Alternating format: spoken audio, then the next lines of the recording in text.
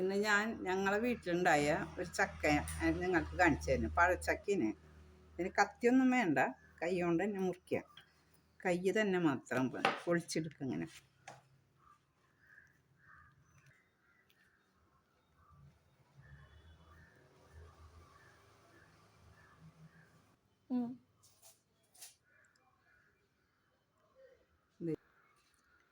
ഇങ്ങനെ ഓരോന്നോരോന്നായിട്ട് ഇങ്ങനെ എടുത്തിട്ട് പഴച്ചക്കിനത് ആ ചക്കയിലത്തെ കുരുവൊന്ന് വൃത്തിയായിട്ട് ഒക്കെ എടുത്താണ്. ചക്കര കുരു കേട്ടോ, പഴച്ചക്കര കുരു. അതിൻ്റെ ഇത് കറമ്പലൊന്നും കളഞ്ഞിട്ടില്ല. അത് കളയാണ്ട്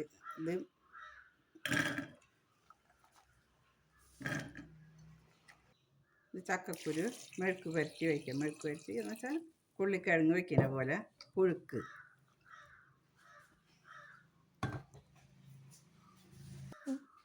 അതിലേക്ക് ആവശ്യത്തിന് ഉപ്പ് ഇട്ട് കൊടുക്കുക.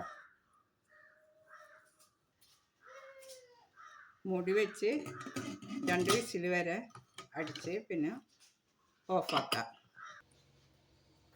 2 വിസിൽ കേട്ട് ലൈറ്റൊക്കെ പോയി അതിൻ്റെ സ്റ്റീമൊക്കെ പോയതിന് ശേഷം തുറക്കാം. പഴച്ചക്കയുടെ കുരായതുകൊണ്ട് പെട്ടെന്ന് വെന്ത് കിട്ടും കേട്ടോ. വെന്ത് ഉടഞ്ഞിട്ടുണ്ടാവും. ഇപ്പോൾ അത് ഉടച്ച് കൊടുക്കാമെന്ന്. വീണ്ടും സ്റ്റവ് കത്തിച്ച് ഒരു ചീനച്ചട്ടി അടുപ്പത്ത് വെച്ചിട്ട് 2-3 സ്പൂൺ വെളിച്ചെണ്ണ ഒഴിക്കുക.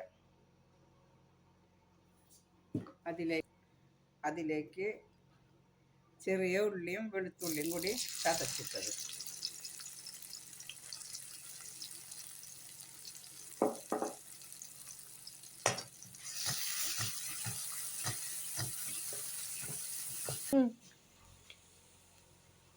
ഒരു ചെറിയ സ്പൂൺ മഞ്ഞൾപ്പൊടി ഇട്ട് കൊടുക്കാം.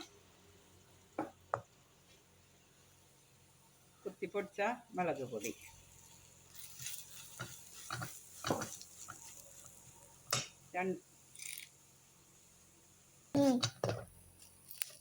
രണ്ട് തണ്ട് കറിവേപ്പിലയും കൂടി ഇട്ട്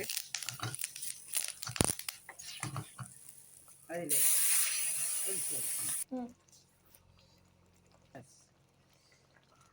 ഞാനിവിടെ ഗ്രേവിയോട് കൂടിന് കാച്ചിയത്.